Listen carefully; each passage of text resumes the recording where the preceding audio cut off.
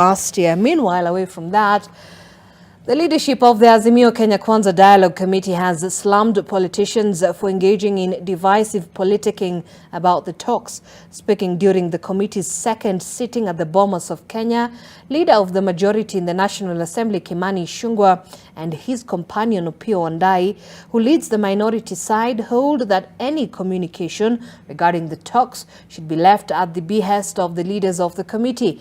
NTV's Sydney Chazima has more details. Tomorrow, as the talks resume, the first agenda should be actually to terminate the talks. This statement by Kiharu MP Ndindi Nyoro appears to have raised political tension between Azimio and Kenya Kwanza coalitions, which are now locked in reconciliation talks. Last week, Azimio leader Raila Odinga also launched a thinly veiled attack on the ongoing talks. Wataongea, si wataongea? Ukikubaliana sawa sawa. Usipokubaliana, tuko na wao.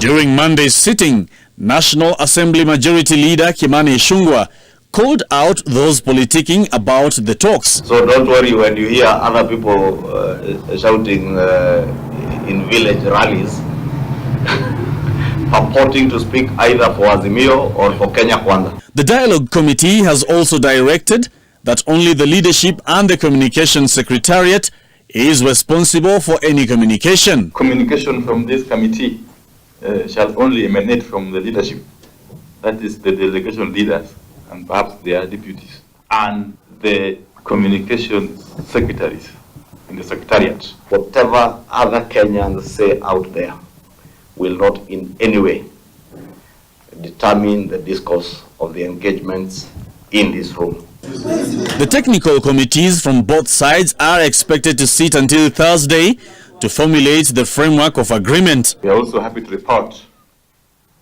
that the two technical teams presenting both sides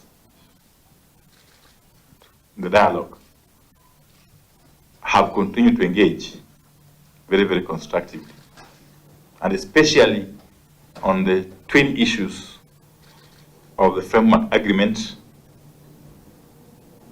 and the framing of issues. Last week, the National Assembly debated and approved the bill that has anchored the Dialogue Committee in law.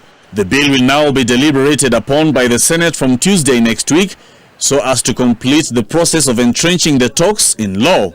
The Dialogue Committee will again sit on Friday this week to assess the formulation of the framework of agreement. Sydney Chazima, NTV.